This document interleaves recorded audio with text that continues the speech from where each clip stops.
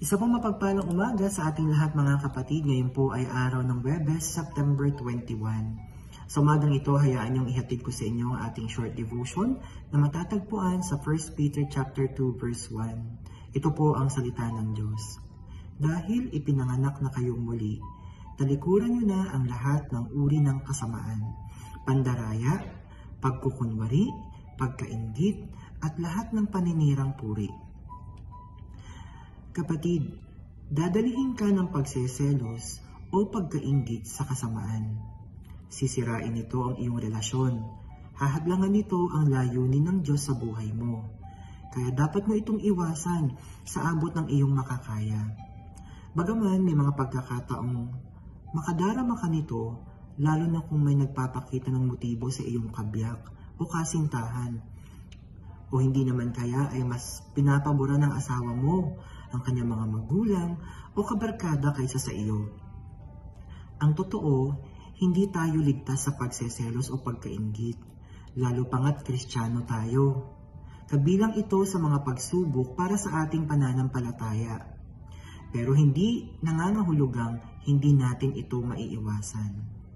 Maaari nitong tanggapin ng nariyan lamang sa paligid natin ng pagseselos, at maaari itong umatake anumang oras.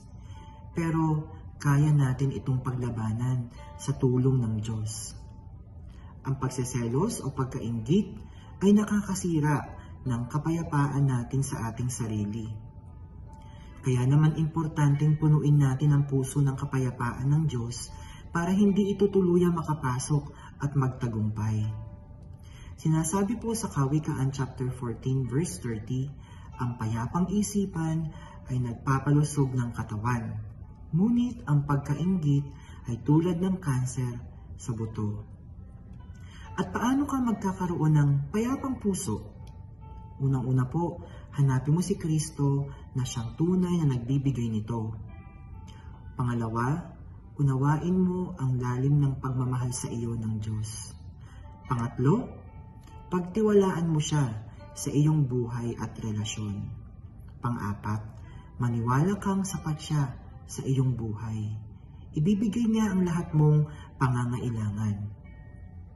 Kaya walang dahilan para magselos o mainggit, pero maraming dahilan para maiwasan ito. Halika kapatid, samahan mo ako sa maikling panalangin. Panginoon naming Diyos na makapangyarihan, salamat sa iyong salita ngayong umagang ito, Panginoon, na pinapaalala mo sa amin, Panginoon, na wala hong mangyayari kung kami ay magseselos o maiinggit kanino man.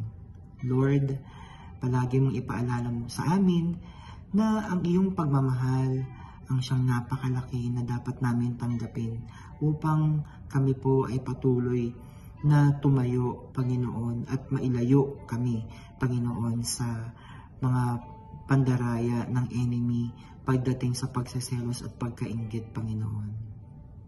Hayaan mo ang iyong banal na espiritu ang siyang palagi mag-remind sa amin kung kami po ay makakaramdam ng ganito.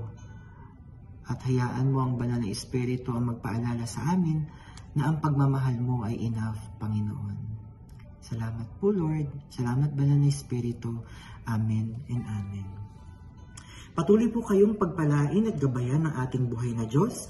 At para po maabot ang mga hindi pa nakakarinig ng salita ng Diyos, please don't forget to like, share, and subscribe sa ating morning devotion. Maraming salamat po sa inyong suporta and God bless you.